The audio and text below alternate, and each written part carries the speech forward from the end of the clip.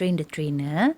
Ia adalah kursus ringkas yang tak mengambil banyak masa kerana saya cuma ingin memperkenalkan website keahlian, apa yang boleh dibuat, apa yang perlu dilakukan oleh lisensi. Okey, bila kita telah berdaftar sebagai lisensi, kita akan menjalani kursus mental arithmetic. Tapi oleh kerana COVID ni kan, saya telah membuat satu program tutorial online mental arithmetic, tutorial kursus tersebut dalam bentuk online ya.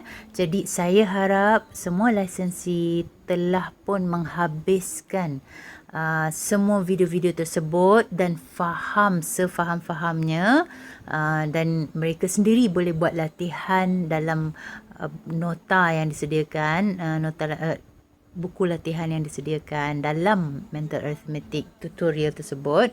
Jika ada masalah, jangan tunggu, boleh bertanya dengan saya ya. Okey. Jika yang itu tiada masalah dan semuanya selesai difahami, jadi kita ke website keahlian mental arithmetic ini, lisensi untuk ini hanya untuk lisensi saja ya. Okey. Kalau kita tengok di sini ya, website ini hanya boleh diakses jika sesiapa mendapat email dengan login access. Ya, kita akan bagi username dan password, dan di sini tertulis ruangan download mental arithmetic year 1.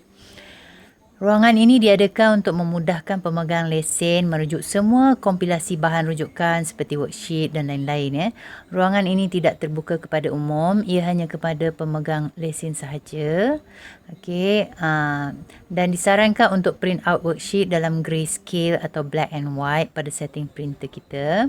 Tidak digalakkan untuk memberikannya sebagai homework ya. Worksheet dia ada year 1, year 2, year 3, month 1, month 2, month 3 dan seterusnya ya. Jadi di sini ya, 48 week worksheet year 1. Jadi yang ini dua-dua ni perlu di-download lah ya. Okey, sementara saya membaca yang di atas ni, saya download yang ni ya. Ini kita download dulu. Klik saja ya. Klik, tengok dia download ya.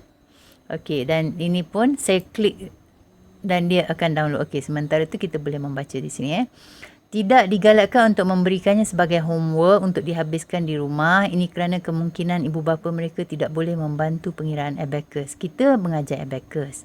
Lepas tu kita bagi homework, mereka stuck, mereka tanya mak bapak. Jadi mak bapak tahu guna jari je. Nanti akhirnya kita punya objektif untuk mengajar mental arithmetic menggunakan abacus, kemudian mental sudah tidak kesampaian ya. Jadi that's why saya minta kalau tak habis, tak payah bagi sebagai homework ya. Setiap worksheet perlulah disemak sebelum diserahkan kepada ibu bapa setiap kali mereka mengambil anak setelah selesai kelas ya. Contohnya minggu lepas punya kita bagi minggu ni punya worksheet tu sementara bila mereka mengambil anak mereka ya. Jadi tahu progres anak mereka ya. Okey, worksheet ini adalah untuk kegunaan guru untuk mengajar anak murid mereka dan anak mereka ataupun anak mereka sendiri ya. Ada juga ya yang ambil lisensi bukan untuk buka kelas tapi untuk mengajar anak mereka sendiri sahaja. Anak dia 3 orang, jadi 3 orang tu jadi anak murid dia lah ya. Dia sebenarnya memang objektif nak ajar anak sendiri. Okey, kerana kelebihan mental arithmetic lisensi ni, dia ada bahan persediaan guru ni. Bahan animasi tu yang dia mahukan ya, ibu bapa mahukan. Okey, persediaan lain saya galakkanlah seperti apa yang saya lakukan pada anak saya. Pasangkan sentiasa CD audio juzuk amma ketika sesi pembelajaran sedang berlangsung. Sebab sambil dia membuat latihan, dia boleh menghafal dengan menggunakan minda separuh sedar ya.